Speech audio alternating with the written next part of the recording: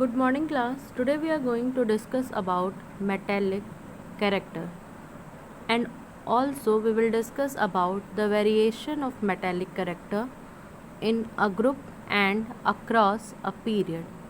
So students, let us begin.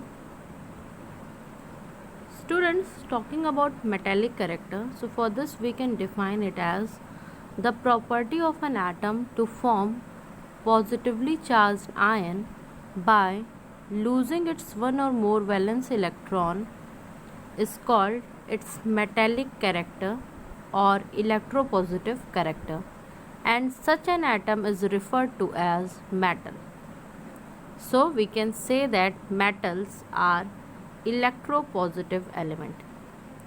Students, what I am saying, suppose a atom, suppose it is sodium, okay, and it has 11 electron, valence electron is 1, so sodium loses 1 electron and forms a positive ion.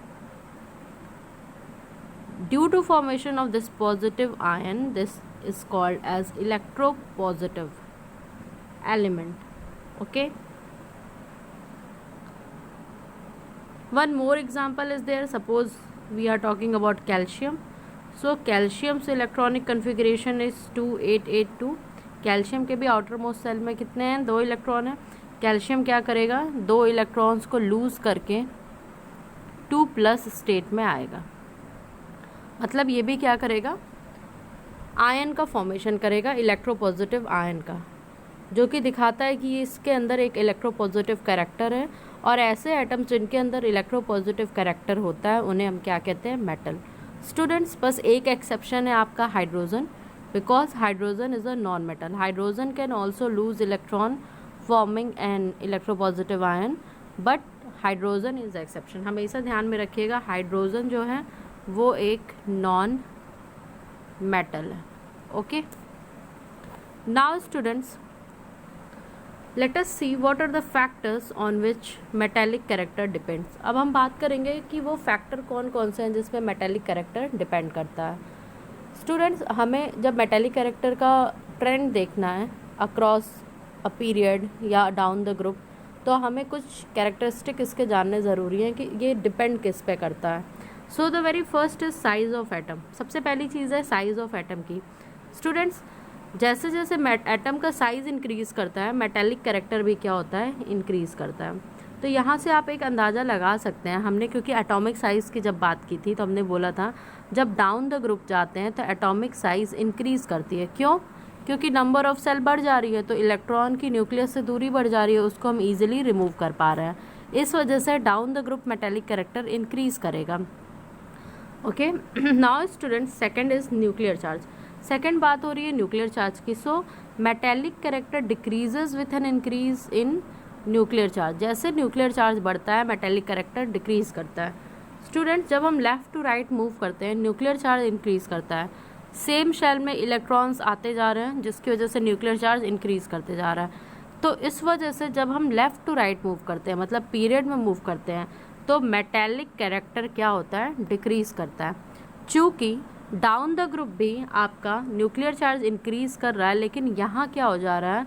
यहाँ ये over rule कर जा रहा है. जो distance है electron का nucleus से वो इतना ज़्यादा है कि उन इलेक्ट्रॉन का जो रिमूवल है वो बहुत आसानी से हो जा रहा है और वो बहुत आसानी से आयंस का फॉर्मेशन कर दे रहे हैं, कैटायंस का. Now students, third is ionisation energy. तीसरी चीज़ है आयोनाइजेशन एनर्जी की. मतलब जो मेटेलिक कैरेक्टर है एलिमेंट का वो डिक्रीज़ करता है with an increase in ionisation energy.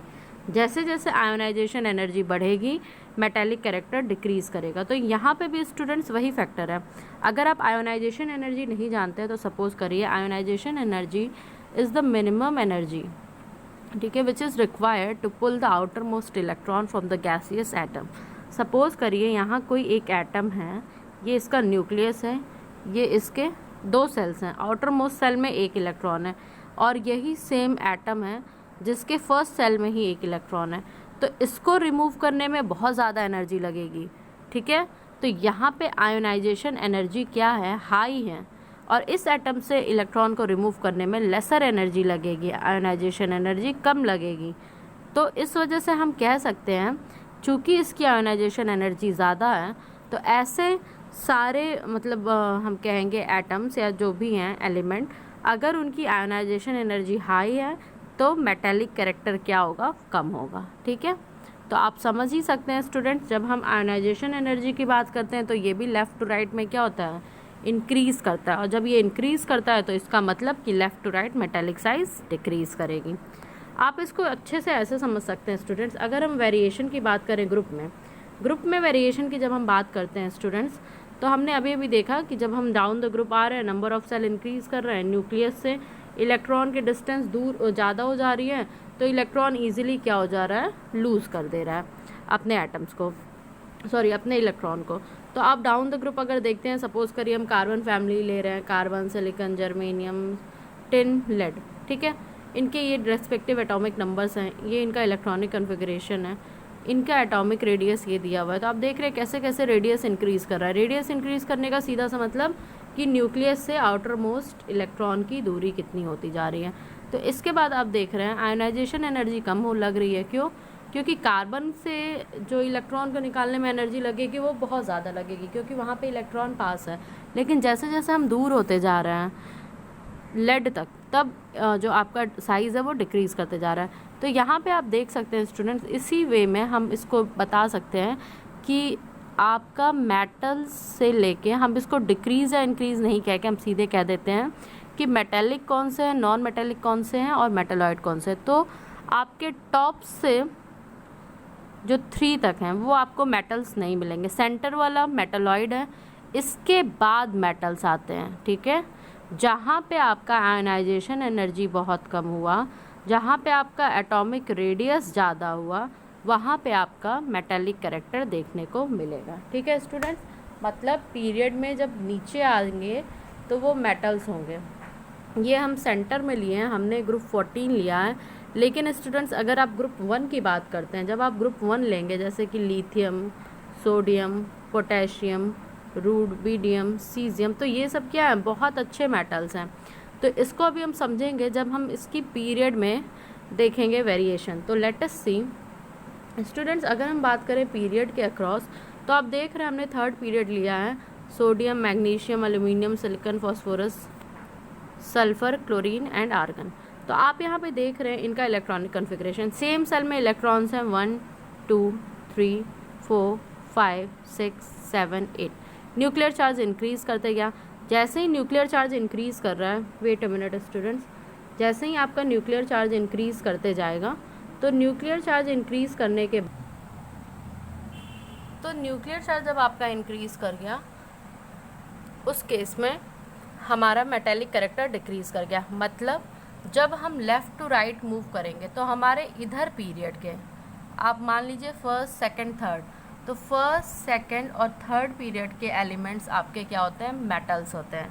इसके बाद से आपको मेटलॉइड देखने को मिलेगा 14th पीरियड में, और उसके बाद से आपके सीधे सीधे नॉन मेटल्स आ जाएंगे। ठीक है, तो स्टूडेंट्स यहाँ से हम ओवरऑल एजम्पशन ये लगा सकते हैं कि अगर हम बात करें पीरियोडिक टेबल की, आप ऐसे अपना पीरियोडिक टेबल मेंटेन करिए, तो हमारे इधर के जितने भी एलिमेंट हैं ये सब हमारे क्या हैं, मेटल्स हैं। ठीक है, ये सब हमारे मेटल्स हैं।